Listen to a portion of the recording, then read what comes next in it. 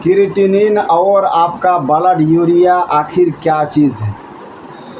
आखिर क्या कारण से आपका क्रिएटिनिन बढ़ जाता है, ब्लड यूरिया बढ़ जाता है? क्या इसको लेबल करने के लिए होम्योपैथिक में मेडिसिन बनी है या नहीं? आखिर क्या किस कारण से ये आपका जो है ब्लड यूरिया बढ़ जाता है, सीरम क्रिएटिनिन बढ़ जाता है? यही सब के बारे में बहुत आसान भाषा में आपको समझाएंगे। ब्लड यूरिया क्या चीज़ होता है, किस कारण से बढ़ता है, आपका सीरम क्रिएटिनिन क्या चीज़ से बढ़ता है, किस कारण बढ़ता है, यही जो इम्पोर्टेंट जो है चीज़ है, यही चीज़ के बारे में आपको हम बताएंगे। सबसे पहला आप समझिए ब्लड यूरिया क्या चीज़ होता है। इसका बढ़ने से इसको इंग्लिश में क्या कहते हैं, कौन सा बीमारी का नाम दिया जाता है अगर ब्लड यूरिया बढ़ जाए तो? सबसे पहले ब्लड यूरिया क्या चीज़ होता है इसको पहले समझिए, कहाँ से बनता है इसको पहले समझिए। ब्लड यूरिया हम जो प्रोटीन खाते हैं आपका स्टोमक में जाता है, यानी पेट में जाता है। पेट में जाने के बाद आपकी आंत में जाता है, तो आंत में जाने के बाद ब्लड आपका प्रोटीन जब टूटता है, टूटने के बाद जो है आपका एमोनिया एक लफ्ज़ है उसमें बदल जाता है। प्रोटीन हम जो खाते हैं, खाने के बाद आपका पेट में जाता है, पेट से फिर आंत में जाता है, आंत में जाके प्रोटीन टूटता है, टूटने के बाद अमोनिया एक लफ्ज़ होता है उसमें बदल जाता है। अमोनिया को रक्त परिवहन द्वारा आपका जो है लीवर तक ले जाया जाता है, चला जाता है, लीवर तक चला जाता है। और आपका लीवर से जो है कार्बन डाइऑक्साइड से क्रिया करके इसको यूरिन में तब्दील किया जाता है, यानी यूरिन में बदल दिया जाता है। आप समझ गए ब्लड यूरिया क्या चीज़ होता है। प्रोटीन हम जो खाते हैं पेट में जाता है, पेट में जाने के बाद आंत में जाके ये टूटता है, टूटने के बाद वो जो है अमोनिया में बदल जाता है। अमोनिया रक्त परिवहन द्वारा जो है लीवर तक जाता है, लीवर से जो है कार्बन डाइऑक्साइड से क्रिया करके इसको यूरिन यानी पेशाब में तब्दील किया जाता है। ब्लड यूरिया जो होता है एक बेकार प्रोडक्ट होता है, इसको पेशाब के द्वारा फेंक दिया जाता है। एक चीज़ याद रखिए, आगे बढ़ने के बाद क्या नाम दिया जाता है? अगर आपका ब्लड यूरिया बढ़ जाए तो उसको हम कहते हैं क्या? एज़ोटीमिया। ब्लड यूरिया अगर आपका बढ़ा हुआ है तो उस बीमारी का नाम देते हैं एज़ोटीमिया। एज़ोटीमिया 3 प्रकार का होता है, प्री रीनल एज़ोटीमिया, रीनल एज़ोटीमिया और पोस्ट रीनल एज़ोटीमिया।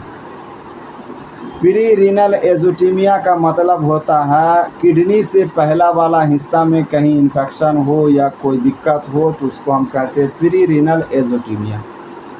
अगर किडनी में प्रॉपर दिक्कत हो, किडनी लफ्ज़ किडनी में कोई दिक्कत हो, इन्फेक्शन वगैरह कोई भी इन्फेक्शन हो या कोई भी दिक्कत हो, उसको हम कहते हैं रीनल एज़ोटीमिया। अगर आपका किडनी के बाद वाला हिस्सा में यानी आपकी पेशाब की नली में, यूरिनरी ब्लडर में कोई दिक्कत हो तो उसको हम कहते हैं पोस्ट रीनल एज़ोटीमिया। ये किसके कारण बढ़ता है तो आगे हम बात करेंगे। आप समझ गए, अगर ब्लड यूरिया बढ़े तो उस बीमारी को कहते हैं एज़ोटीमिया। एज़ोटीमिया 3 प्रकार का होता है, प्री रीनल एज़ोटीमिया, रीनल एज़ोटीमिया और आपका जो है पोस्ट रीनल एज़ोटीमिया। आप समझिए क्रिएटिनिन क्यों बढ़ता है। ये भी बेकार प्रोडक्ट है, ये भी जो है बेकार प्रोडक्ट है। ये बेकार यानी इसको पेशाब के द्वारा इसको भी फेंक दिया जाता है। ये आपका क्रिएटिनिन और एक लफ्ज़ है क्रिएटिन, क्रिएटिनिन और क्रिएटिन, ये दोनों को समझिए। क्रिएटिन से बनता है क्रिएटिनिन, ध्यान में रखिएगा, क्रिएटिन से बनता है क्रिएटिनिन। ये केमिकल जो होता है मांसपेशी में ऊर्जा देने के लिए पैदा होता है। ये जब जो है क्रिएटिन जब मांसपेशी में जाके टूटता है, टूटने के कारण ऊर्जा देने के लिए जब टूटता है तो वो आपका क्रिएटिनिन में बदल जाता है। क्रिएटिन ऊर्जा देने के लिए मांसपेशी में जाके जब टूटता है तो क्रिएटिनिन में बदल जाता है, और क्रिएटिनिन को रक्त परिवहन द्वारा आपका जो है किडनी तक ले जाया जाता है, और किडनी से फिल्टर करके इसको बाहर फेंक दिया जाता है। ये बेकार प्रोडक्ट होता है क्रिएटिनिन। क्रिएटिन नहीं, क्रिएटिन जो है एक प्रोटीन होता है, केमिकल होता है, जो मांसपेशी में जो है ताकत देने के लिए जाके टूटता है। वहाँ टूटने के बाद जो है आपका क्रिएटिनिन में बदल जाता है। डेली जो है 2% जो है क्रिएटिनिन में बदलता है। अब समझ गए क्रिएटिनिन एक बेकार प्रोडक्ट है।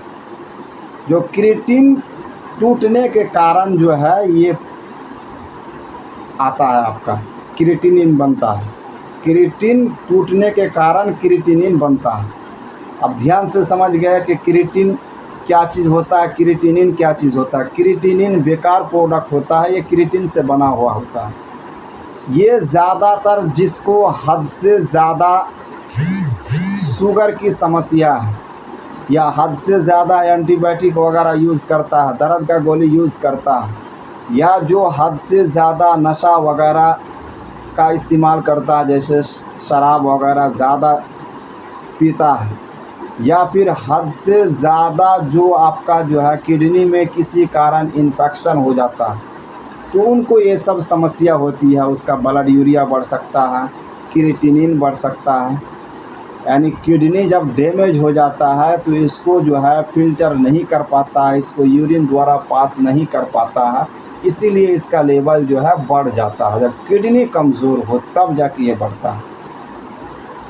अगर आपको भी ये समस्या है, बाहर से आपको ये सिम्टम मिलेगा, आपका जो है पूरे बॉडी में सूजन आने लगेगा, आपको बहुत ज़्यादा बीपी हाई होने लगेगा, उल्टी जैसा महसूस होगा, बदन हाथ में बहुत ज़्यादा दर्द होगा, पेशाब का मात्रा घट जाएगा, ये सब समस्या आपको दिखने मिलेगा। अगर आपका भी क्रिएटिनिन और आपका ब्लड यूरिया बढ़ा हुआ है तो मैं 4 मेडिसिन बताता हूँ। इस 4 मेडिसिन को रेगुलर 90 दिन पीजिए, मुकम्मल तौर पर आपका क्रिएटिनिन और ब्लड यूरिया जो है लेवल में आ जाएगा। वो 4 मेडिसिन है आपका। सबसे जो इफ़ेक्टिव मेडिसिन आती है आपका सीरम डी अंगुली 30 पोटेंसी या 200 पावर की लीजिएगा। सीरम डी अंगुली 200 पावर की यानी 200 पोटेंसी। दूसरी मेडिसिन आती है आपका ब्लड यूरिया 200 पोटेंसी। तीसरी मेडिसिन आती है आपका एप्पोसाइनम मदर टीचर, और चौथी मेडिसिन आती है आपका कैंथेरिस मदर टीचर।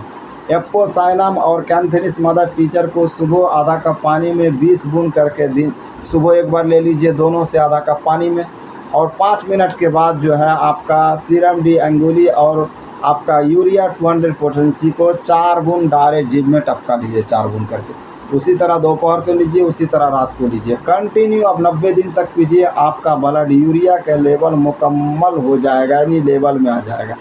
आपका जो है क्रिएटिनिन भी घट जाएगा, मुकम्मल जैसे लेवल में आना चाहिए वैसे आ जाएगा। बहुत अच्छी मेडिसिन है।